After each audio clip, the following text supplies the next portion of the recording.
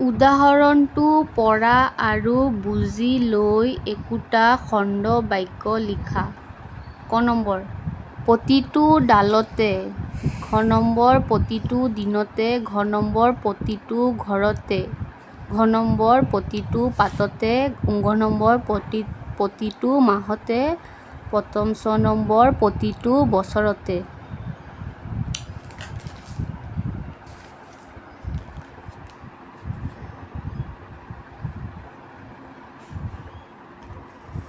ক নম্বৰৰ উত্তৰ, প্ৰতিটো ডালতে, ডালে ডালে চৰাইবোৰে গান গাই আছে। খ নম্বৰ, প্ৰতিটো দিনতে, দিনে দিনে পৰিস্থিতি সলনি হৈ আছে। ঘ নম্বৰ, প্ৰতিটো ঘৰতে, ৰাতিপুৱাই সকলোৱে নিজৰ নিজৰ ঘৰে ঘৰে পৰে। ঘ নম্বৰ, প্ৰতিটো পাততে, পোকটো পাতে পাতে বগাই আছে। ঘ নম্বৰ, প্ৰতিটো মাহতে, মাহে মাহে ছাৰে আমাৰ পৰীক্ষা লয়। ছ নম্বৰ, প্ৰতিটো বছৰতে, বছৰে বছৰে আমাৰ গাঁওখনৰ উন্নতি হৈছে।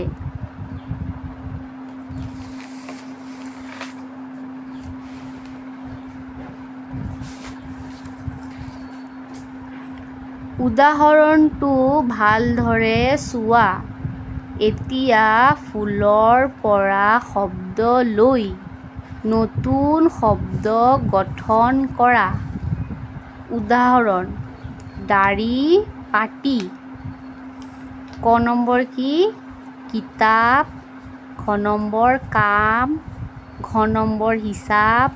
ঘ নম্বৰ বজাৰ আৰু ঘ নম্বৰ কি? ঘৰ।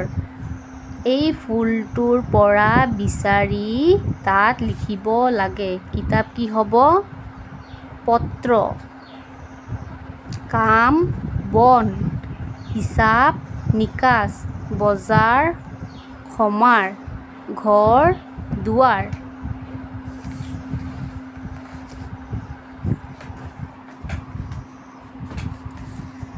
তলৰ শব্দবোৰ তেনেদৰে লিখো আহা।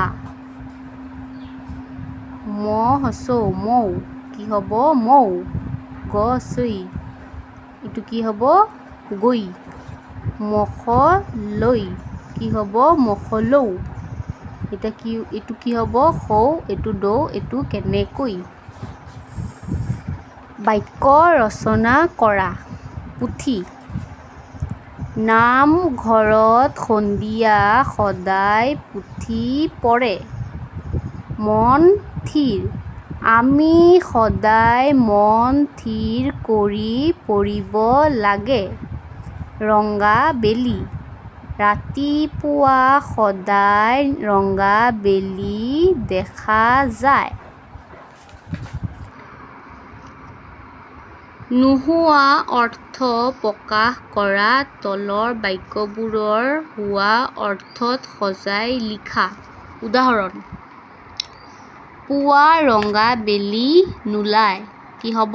পুৱা ৰঙা বেলি ওলায়। ক নম্বৰ, চৰাইবোৰে বিধে বিধে গান নাগায়। চৰাইবোৰে বিধে বিধে গান গায়। ল'ৰা ছোৱালীয়ে মন থিৰকৈ নিজৰ পাঠ নিশিকে।